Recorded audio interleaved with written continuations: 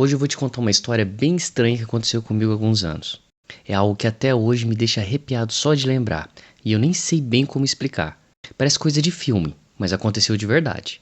Ou pelo menos eu acho que aconteceu. Alguns anos atrás, eu gostava muito de viajar. E certa vez eu estava explorando uma cidadezinha antiga, dessas que parece ter parado no tempo, e depois de passar a manhã toda andando pelas ruas de paralelepípedo, resolvi entrar em um bar que todo mundo recomendava. Diziam que lá servia uma bebida típica incrível e eu, curioso, pedi logo um copo. Quando dei o primeiro gole, senti um calor forte subir. Era deliciosa, mas muito mais alcoólica do que eu estava acostumado. Fui só perceber o estrago quando eu levantei da cadeira e o mundo parecia balançar um pouco, mas nada que me impedisse de continuar explorando. Foi assim que eu acabei indo parar na antiga ferrovia da cidade. Era um lugar curioso, quase deserto, com trilhos enferrujados e uma placa indicando que a estação estava fora de serviço. A atmosfera era estranha, silenciosa, quase sufocante. O tipo de lugar que parece guardar segredos.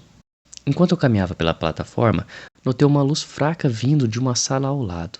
A porta estava entreaberta e dava para ver alguém lá dentro. Era um homem mais velho, com barbas longas, magras e com um cabelo bem branco. Ele estava mexendo em papéis e estava muito concentrado no que fazia.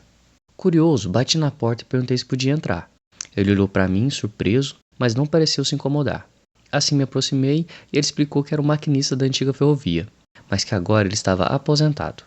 Não operava mais trens, só cuidava do lugar como uma espécie de zelador. Começamos a conversar e ele parecia gostar de compartilhar histórias.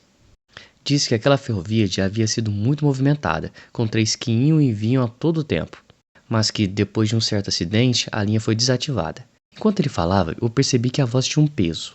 Perguntei se ele sentia saudades de operar os trens e ele hesitou antes de responder. Disse que no começo sim, mas que depois do que aconteceu não havia mais como voltar. Contou que depois do acidente nunca mais entrou em um trem.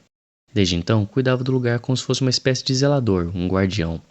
Curioso, quis saber mais sobre o tal acidente, mas ele desviou o olhar, como se o simples ato de lembrar fosse bem doloroso.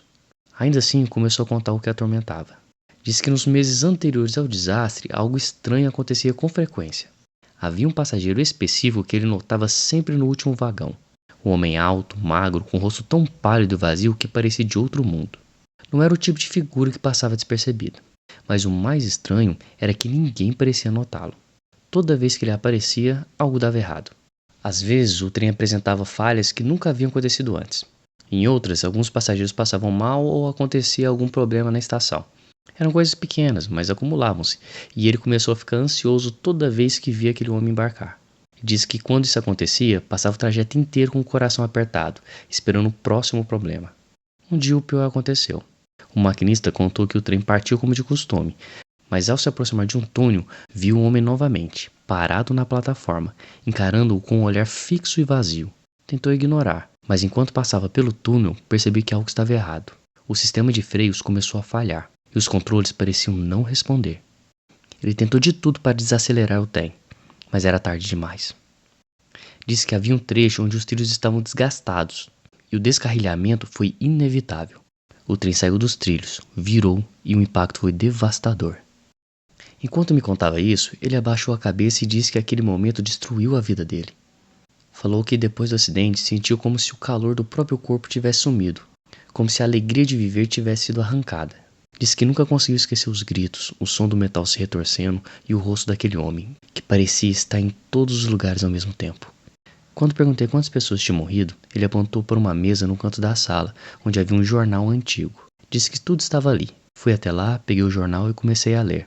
A manchete anunciava o desastre e uma foto mostrava o trem tombado e os escombros do acidente. Continuei lendo e vi uma lista de vítimas. Foi então que algo gelado percorreu minha espinha.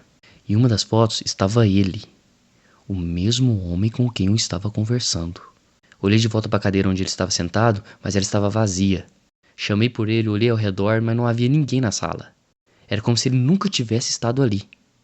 Saí da estação com as pernas trêmulas, ainda segurando o jornal.